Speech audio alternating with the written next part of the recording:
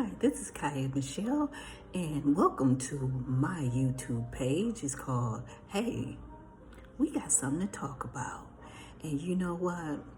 There was a popular post recently of a young lady and a gentleman talking about their child and how she had 3 other children, but she wasn't getting her food stamps until a week or so later, and that the gentleman had been buying food for his particular child when she had additional children in the house.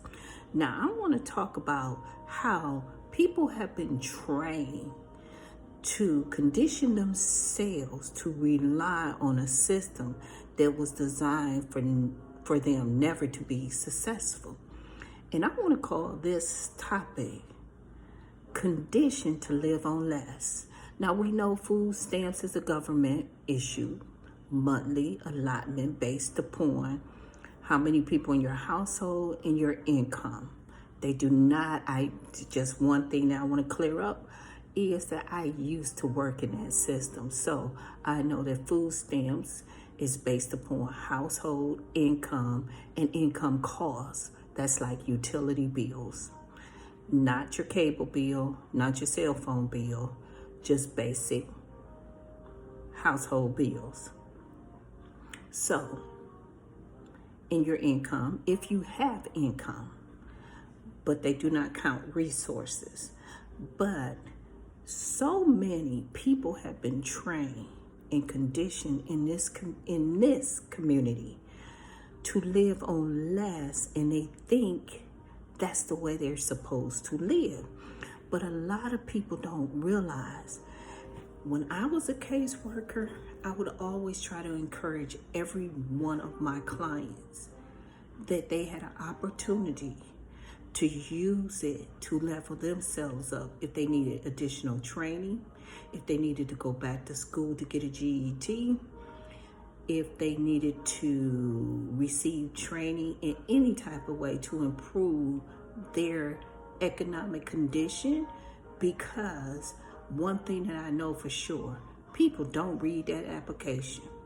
You don't read the fine print on the back of the application, because by you signing it, you have now agreed for the government to control your life.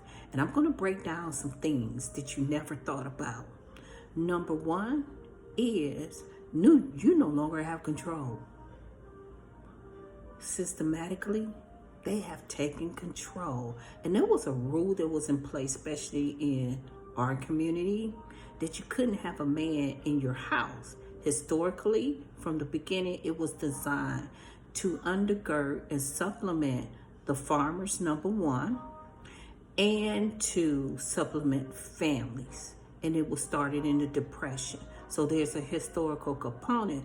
But by the time 1960 came, and people of our community, especially women, demanded to receive assistance too, then they said no man could no longer live in the household. So we start to see the exiting of men out of the household. Prior to the 60s, Black families were intact compared to popular fictional belief. That's just a myth. Even into the years of bondage, we were still together. So that is a myth that I want to erase. But after the 60s, they promoted that as one of the requirements, that you could no longer receive assistance if you had a man in your household.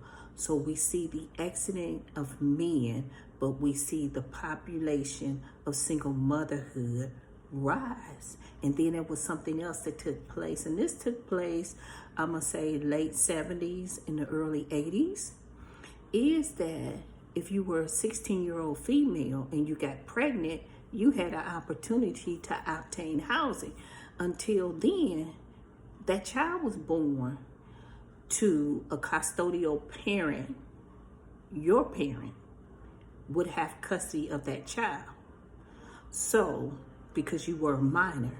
So with these two changes, it changed the dynamic of the community without undergirding the family anymore. So now we have single households, young girls dropping out of school between the 7th grade and the 10th grade. That's normally when the pregnancy starts to happen. They were now able to get food stamps, welfare checks, and Medicaid. It does not apply to every state, but that's the historical information on the federal government side. I'm not talking about Pacific states. But this setup now, the female is no longer protected because she's not covered by a male. The child is not protected. There is no parental or a seasoned adult woman to nurture that young girl and how to be a mother to that child. Now she's left on her own. Maybe the father is there, but we're talking about children raising children. And it has conditioned multiple generations after the 70s to condition themselves to depend on a system that was designed from the beginning of the 60s to never support you in life, in the sustainment of life, not your own and not your child's life. Because poverty is man-made. You have to agree with the system of poverty in your mind first in order for you to live in poverty. And I think it is absolutely a sin for anybody who justifies it's okay for a child to be raised up in poverty. And poverty has many facets to it, but I'm just going to talk about right now living on less. Food stamps and all the welfare was built upon how much could a single white male, actually, this is nothing racial, I'm just being specific with my facts, which equals true, could live on. And so that breakdown is based upon a single male, specifically a white male, and then it impacts everybody else. So let's say that you are a mother and you have 2 children. You're only going to get X amount of food stamps for the month. Most people live in food deserts. They don't have access to readily available good quality of food, especially fruits and vegetables. So it's going to cost you more. And plus, you have limited access. If you don't have a vehicle, then you've got to make other arrangements on public transportation or pay Uber or something to get to the grocery store in a better, what they call better neighborhood, so you can have access to better quality food. So now your buying power is limited if you don't know how to shop. And shopping is a strategy. And if you follow my channel, I'm going to start a series on teaching you how to successfully strategize with the limited income to move yourself from the system to independence. And you can do it because I am a witness. And I'll tell you all about that in my second series, but I want to just stay on point here. So I'm going to talk about when you go into that building. And one of the things that I hated as a caseworker was anytime a mother who had failed to prepare her children, male or female, and when they hit the age of 18, the only thing that they could hand them instead of a job application, instead of a college application, instead of a trade school application, they brought them down and handed them a food stamp application. And they would train the kids to lie. But, once you have worked that field, you already know what's going on. You know what's in the family dynamics and everything. So I had this one particular young man that I got to know his mom very well. I got to know him very well. So after he graduated high school, she brought him down the next day. I was so mad. I was really mad. So instead of mom talking, I said, he 18, he could talk for himself. I pulled him to the side and asked him, do you really want to do this? And he said, no. So what I did was, I still brought him to my desk, not to process the food application, but to give him options. And I was able to get him into a trade, elevator tradesman, as a repairman, which he would be able to, as an apprentice for 5 years, least make $27 an hour, which would put him in a better position for his future. And what I'm going to talk to you and continue to talk to you about in this discussion is the fact that when you sign that application, you give the government all the control. You give that worker the control, you give that agency the control, and you give the policymakers control, which is AKA state, federal government.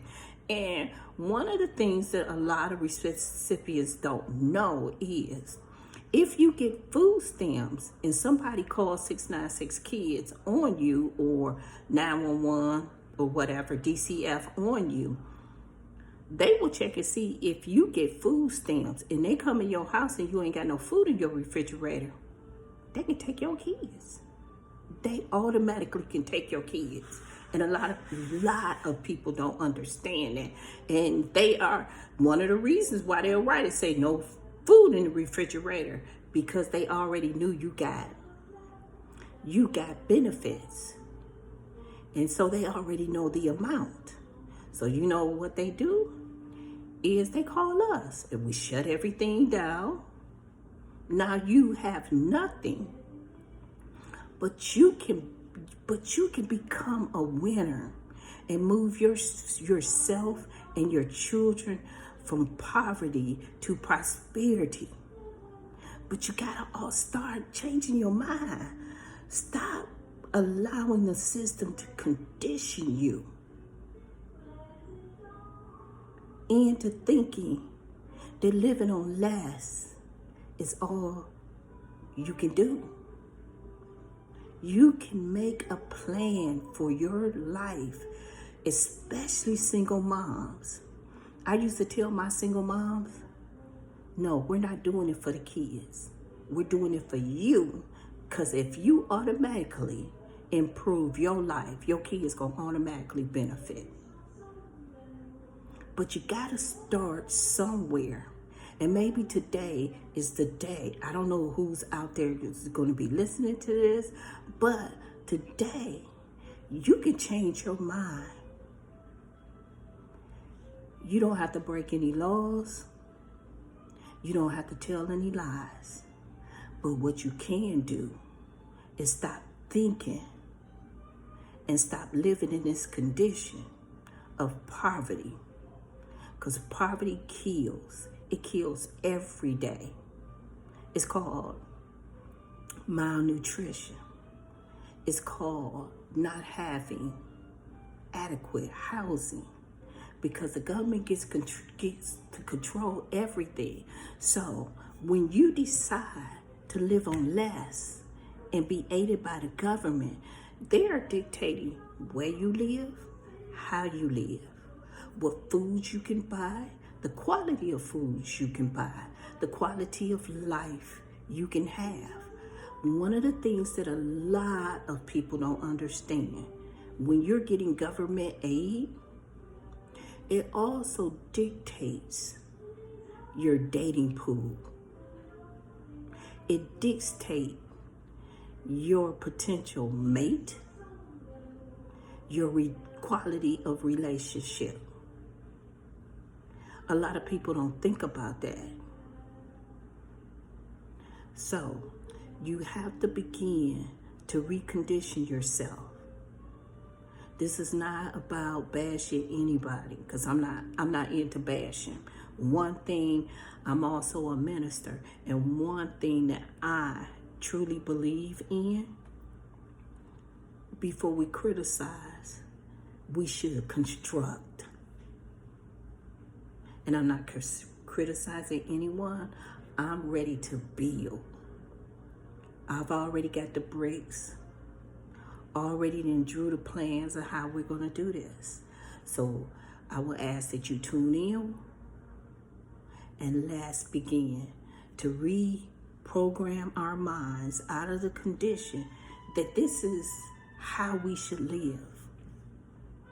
I was a single mom. I went on to college. I couldn't find a job, so I joined the United States military, aka Army. I was a patient administrator in the Army. I was honorably discharged, still a single mom. Came home, had to take care of myself and my son.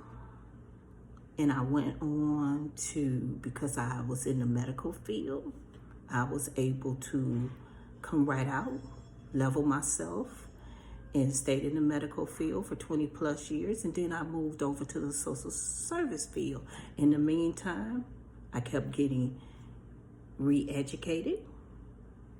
I kept on improving my economic situation, which constantly improved my children's situation. Yes, I have a son and daughter.